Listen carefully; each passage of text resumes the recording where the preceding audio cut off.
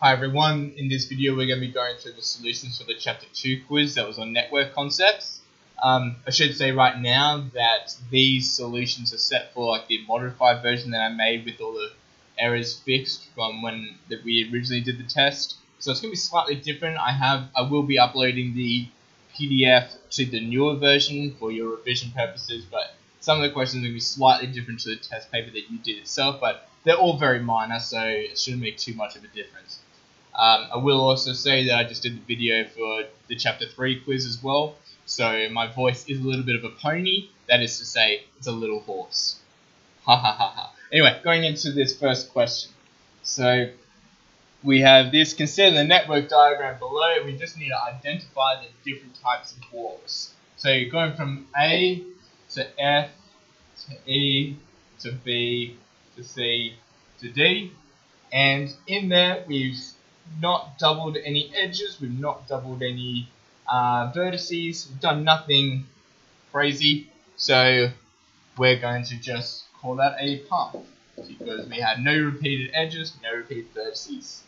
Going into the next one, so from F to B to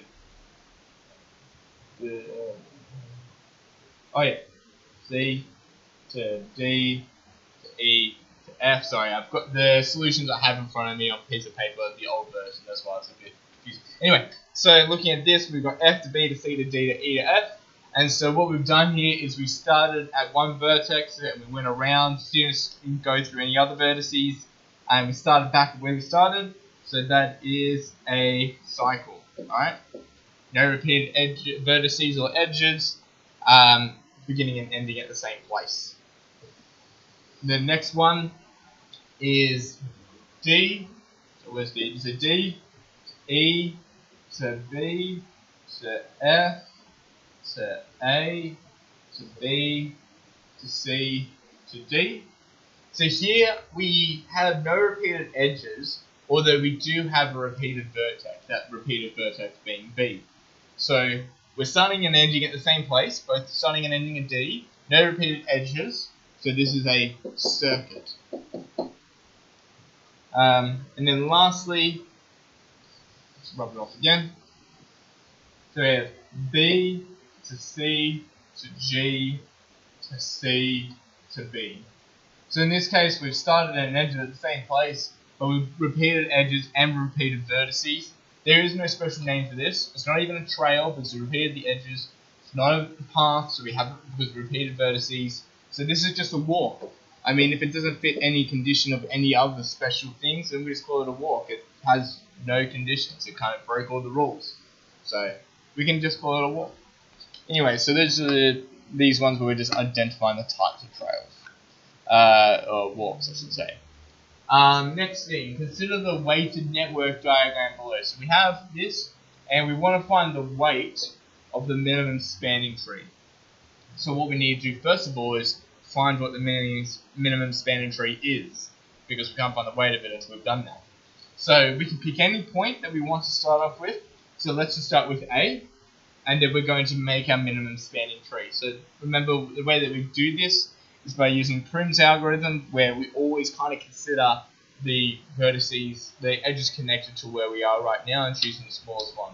So first of all, we're obviously going to choose the 6 because that's the smallest one. And so now we need to choose between the 5, the 10, the 7, or the 12. So I'm going to choose the 5 because again it's the smallest. And then choosing from there, I can choose the 6, the 8, the 12, the 7, and the 10. I'm going to choose the 6 because it's the smallest. And I'm just going to continue going from here. You guys know how to do this. So 5 was the smallest, then 3 was the smallest, and then lastly the 7 was the smallest, going back to there, because when we got to F, we could have just continued that way with the 8, but back at B, B to the reservoir was actually shorter. So now we've got a minimum spanning tree. Remember, the way that we can check it is we're going to see the amount of vertices that are in this. We've got 1, 2, 3, 4, 5, 6, 7. So that means we should have 8 edges in our minimum spanning tree, which we've got 1, 2, 3, 4, 5, 6. So remember, the amount of vertices minus 1, that's how many edges should be in any spanning tree. And so now we're just going to add all these together. So we've got 6 plus 5 plus 6 plus 5 plus 3 plus 7, which equals 32 kilometers. Right? The question wasn't asking find the minimum spanning tree. It was asking what is the weight of the minimum spanning tree. So your 1 mark is for getting that 32 kilometers at the end. You don't really need to write kilometers, but you might as well. I mean, if all the weights are in kilometers, might as well write the unit. Next question. What is the degree of vertex P? Now, this was a interesting question, actually.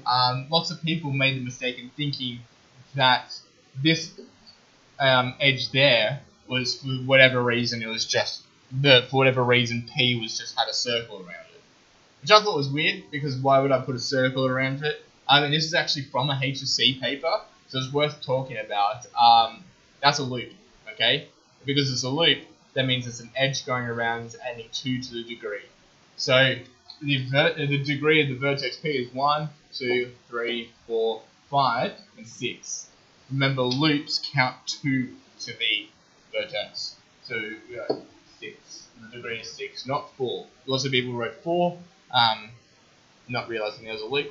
Some people wrote 5 because I was thinking it's just 5 edges coming out of it, which, yeah, I guess technically is correct.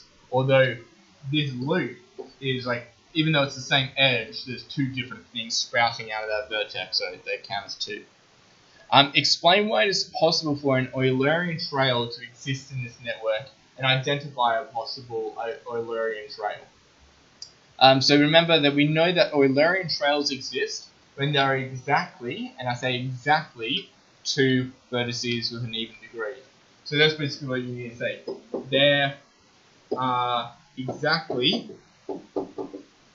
2 vertices with an even degree. Sorry, I shouldn't say even, odd.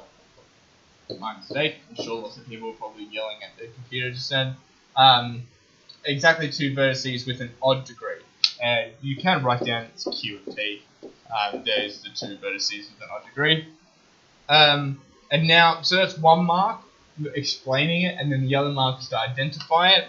Now, in hindsight, this is actually a bit of a harder question because there's quite a bit to it. But one hint, if you're ever asked to find, write down what the Eulerian trail is, the reason why we need exactly 2 vertices with an odd degree is because that's going to be a start point and the end point. It doesn't matter which one's which, but because our 2 vertices with an odd degree are Q and T, therefore I'm going to start with Q, and I know I'm going to eventually end with T. Right? That is something worth pointing out.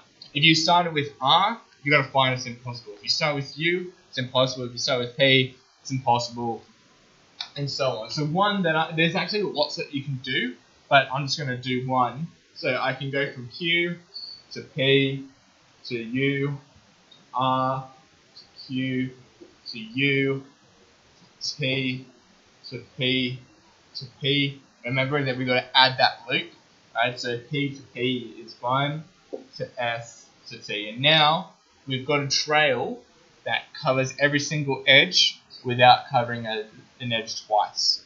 And like I said, we ended at T, as I told you, because the 2 degrees with an odd vertex are going to be your starting end point, depending on where you started. So if I were to write that down, we Q, P to U to R to Q to U to T to P to P to S to T. Right. So a bit of a tricky one there. I'll be honest, when I was doing the solutions myself, that took me a couple of minutes. But it's worth remembering that when there's, if an Eulerian trail exists, it begins and ends at the 2 odd vertices. Going into the next question. So the graph of a university grounds is pictured below, along with the time taken to walk from building to building. So how many nodes have an even degree? So basically, nodes can be another word for vertices. So basically, I'm asking which ones have an even degree. Some people wrote down what the nodes were without actually answering the question of how many had the nodes. So it's worthwhile pointing out we're asking how many. So as we go through, this one has an even degree. This one has an even degree, this one has an even degree, this one has an even degree, and I believe all the rest are odd. So that means 4 of them have an even degree. Pretty simple, that one. Next, calculate the fastest route to get from P to building B. So this is shortest path. And what you got to do here, there's no algorithm to it. It's basically just a matter of checking a few and seeing which one's going to be the shortest. So we've got to start at P. So if we were to do, I'm going to do one wrong first of all, which is probably the most common mistake I saw. It was going from P to S to R to V. So if we did P, S, R, V, P to S to R to V, that would be 8 plus 9 plus 2, which would equal 19. But the correct answer, once you just do a bit of guess and check and eventually see which one's going to be the smallest, you actually find that it's quicker to go from P to Q to R to V. Now it looks a bit like that wouldn't be correct because you've got the big 12, but when you consider that the other two paths are 4 and 2, it's not that bad. So if we were to do P to Q to R to V, that equals 18, and that is the answer. So at some point you kind of need to highlight this. You need to write this, so I'm just writing that to kind of show that, you know, that's a bit of a guess and check. So calculate the fastest route. That means you just need to write P, Q, R, V at some point. You didn't actually need to write the weight of that route, but I mean, you might, well, you probably calculate it as you're going through it. The university student wants to put up pamphlets of each building. Write down a path you could take without walking along any particular road more than once. Basically, it means we just need to draw a path that goes through everything. There's lots of different answers to this. As long as you get into every single building without repeating a building twice, it should be mentioned. I mean, if I was going around putting out pamphlets on buildings, I probably wouldn't want to cross the same building twice and throw it at void roads as well. And also, it should also be noticed that the question did say path, alright? And as we know, a path means there are no repeated vertices. So anyway, there's lots of answers to this, so I'm just going to write one. So if I started at P and went to Q to S to R T to U, to V to U to W, right? Lots of different answers, but as long as the path that you write or you describe doesn't repeat any vertices, doesn't repeat any edges, you should be fine. So P to Q to S to R to T to V to U to W. Lots of different answers to that question. I'm not going to write them all down. It's going to take forever. Draw a minimum spanning tree for this network in the space below. So what we're going to do here, just like what we did in question 2, I think it was, is we're going to start with any point and then go through Prim's algorithm to determine what the smallest path of the minimum spanning tree is. So I'm just going to start with P again. Generally, I just personally choose the leftmost one because I kind of like reading a book, going from left to right. So here I need to choose between 4, 8, and 20. So obviously I'm going to choose the 4. And then after that I'm going to choose between 12, 7, 8, and 20. So I'm going to go this way. Then after that, the next shortest one is 3. After that, the next shortest one is 5. After that, the next shortest one is 6. After that is 2. And now what I'm not going to do is just go back to 11 because that's the next shortest one or something like that, because the quickest way to get to W is actually from U to W, which is at 9. Okay, so make sure that you're considering all the different vertices, not just the one that you're up to at a particular point. So considering all the vertices as you're going through, and then to draw this, because you actually need to draw them in the spanning tree, is just put a few dots or just kind of remember what it looks like. You can just look up there, so we're like that, and that, and then that, that, that, that. No, it doesn't need to be the most detailed thing you've ever drawn. Make sure we label the vertices though, that is important. I've done that right, yep. So you can see that these red lines I've drawn kind of looks like the red lines that I highlighted back up here. But what we should always do with minimum spanning trees, just to take along before, is just also write the weights as well. Okay, you don't need to write the total weight at the end. Writing the total weight at the end isn't super important. The question wasn't asking for it, but there you go. Going into the next question. So 4 flags, A, B, C, D, and E are set up in a field with the lines drawn, blah, blah, blah, blah, blah. So basically we're looking at this table, and this is one of these network tables that we need to be familiar with in connecting. So we have 5 flags, and we need to make a network diagram. Now remember, network diagrams don't actually need to be to scale. So what I recommend is, if you have 5 vertices, because each vertex representing a flag, just put them around in like the most even polygon. So it's 5, so I'm going to put them around in a pentagon. If it was 6, I'll put them around in a hexagon. If it was 7, so on, so on. It doesn't need to be the most elaborate thing in the world. It doesn't need to be the scale. Just put them around. And then so I'll just call that A, B, C, D, D. And now that we have that, we just got to look back at our table. We see that A is connected to B. So A going across is connected to B, to C, and to E. So we're going to draw a line from A to B, to C, and to E. And then lastly, we should look at the weights as well. So the one from A to B is 45. The one from A to C was 55. And the one from A to E is 40. Similarly for all the other ones. So now let's look at the B. So B, we've already done the A ones. We don't need to consider that again. Basically, as you're doing these, you only need to consider one side. So let's just ignore all this side, because along that line, we need to look on one side of that line. So now we need to draw the line from B to C, B to D, and B to E. So B is basically connected to everything. So B to C, B to D. Now you could decide to go around like that if you wanted to. That's just a bit too elaborate. You are allowed to just go straight through as well. And then I'm just going to kind of go up because I don't want to go to 55. And that's 60. This one was 70. I think this one was 55 as well. Going to C now. And C goes to E, which is 30. So C to E, 30. And lastly, just to double check, I don't need to do anything with D because there's nothing there. And E, well, E's done. E's the last one. And so there's our network diagram. So you get 1 mark for getting all the lines right, and the other mark for putting the weights on there as well, because it is asking for a network diagram, but you've got the weights, so you should put them on there. As a training exercise, a football player needs to run to each flag starting from D. So it's important that we realise that we have to start from D.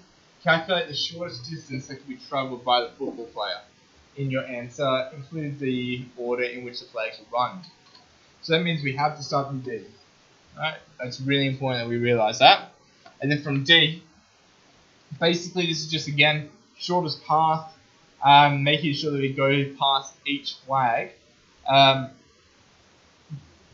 yeah, so just going from there, you just look at a bunch of different alternatives. I'm not going to bother with all the different alternatives. You guys can check that all out. The shortest one ends up being D to B to A to E and to C. That's the shortest path, and that'll be 185 meters. Alright. So 1 mark for getting the path and 1 mark for getting the distance. Going into this next one, this is the other question which I've changed a fair bit. So an office has 5 computers, those ones which are connected by Ethernet cables. The table shows the length of the cables in meters, where we have a few missing ones. So this is where I made a bit of a mistake. What I've essentially done is I got a HSC question and then I flipped it 180 degrees, but then I flipped I'm not going to go into the specifics, but I made a mistake when I was writing it. Go figure. So what I'm going to do here is we need to complete the network diagram, including a possible value for each of the edges Wx and Vz, and justify Wx and Vz were not included as part of the minimum spanning tree. So just looking at this really quickly, again we can kind of ignore all this bit. So V to W is 3, and V to Z is a question mark, so I'll put that question mark there for a second. W to X is also a question mark, and those are the ones that are dotted lines as well. W to Y is 5.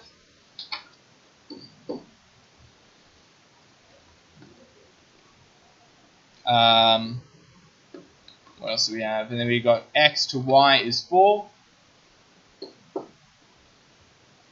And then we have Y to Z is 6.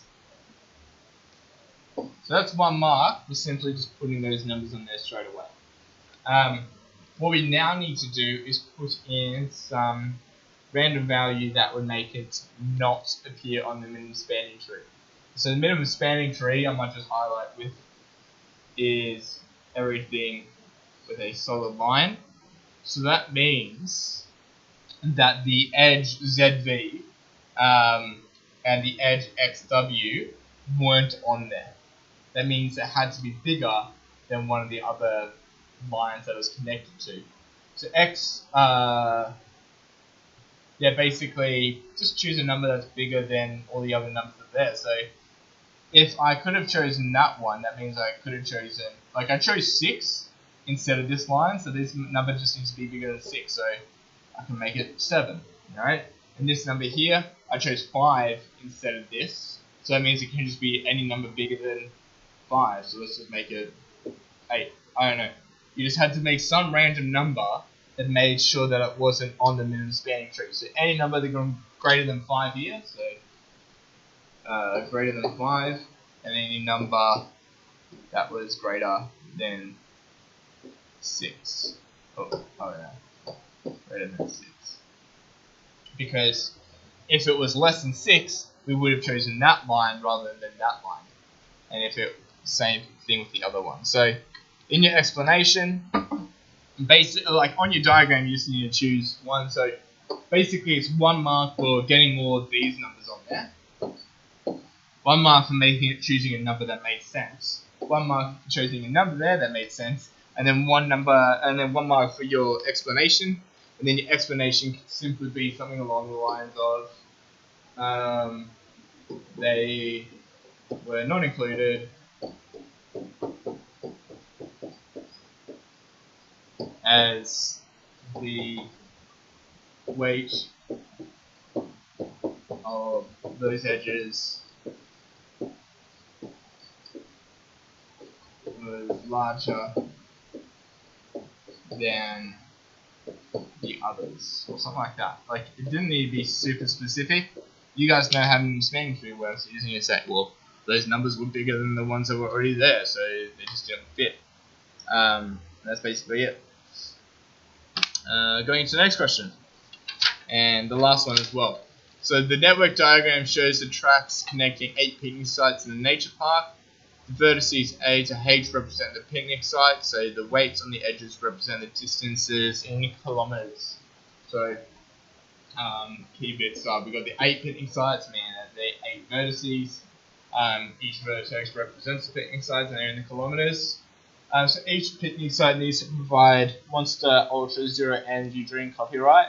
The main source of Monster Ultra Zero Energy Drink copyright is at site A. So basically, we're starting at A. By drawing a minimum spanning tree in the space below, calculate the minimum spanning tree, blah blah blah blah. Basically, making another minimum spanning tree and finding its length. So, again, starting from A, going across. I've done a couple of these questions now, so I'm just going to speed through it. From there to there to there, and then to there, and then to there. Now, when we get to this point, or I could have chosen the other one, H to E instead, there's actually 2 ways I could do it. I could just go down this way because I'm choosing between this 5 or this 5. So I could have done that way, or my minimum spanning tree could also look like that. It doesn't actually matter which way because they're both going the same way. So there's actually a couple of different answers to this. Anyway, so I'm just going to do it that way. And so when I draw my minimum spanning tree down this space that I've been given, I've got that point, so it goes there, to there, to there, to there, to there, to there, to there, A, B, C, H, G, F, D, E. Remember also to include the weight, so we have 4, 5, 3, 2, 1, 5, and 5. And then lastly, the minimum length, or the weight of this minimum spanning tree, is 25 kilometers. We do that by adding up all those numbers that are on there. Then lastly, one day the track between C and H is closed. State the vertices that identify the shortest path from C to E that avoids a closed track. So looking back at this, I'll just rub out my minimum spanning tree as well. So what we're saying here is between C to H, that's now not there. So what we want to do is we want to get from C through to E in the shortest path. So you can choose a few different ways again. Shortest path is just trial and error. So we go this way to this way, that'll be 12. If we go from this way to this way to this way, that'll also be 12. If we go from this way to this way to this way, so even though it looks longer, it's actually going to be shorter because we do 4 plus 2 plus 5, which is actually going to be 11. So the shortest path is from C. Yep. So the shortest path is from C to G to H to E, and that's 11 kilometers. So again, shortest path, trial and error, looking at all the different ones. There's no algorithm for it, but hopefully it won't take you too long. Anyway, as you saw with this test, you see that a lot of the questions are based on either doing a minimum spanning tree or finding the shortest path, or maybe talking a few things about the vertices and all that kind of stuff. But yeah, you just got to be familiar with all these keywords and all the algorithms and going from there. Generally, networks isn't a particularly difficult topic. It's just, as I've said in the past, it's just something that you've never seen before in all your, from kindergarten to year 11. Never really talked about networks, and now here's this completely new thing. But if you just get used to minimum spanning tree, shortest path, realizing when you got to do each formula or algorithm, whatever, you'll get there pretty quickly. Anyway, hopefully this video has been useful, particularly in the lead up to your assessment task. If you have any more questions, be sure to ask. Thank you.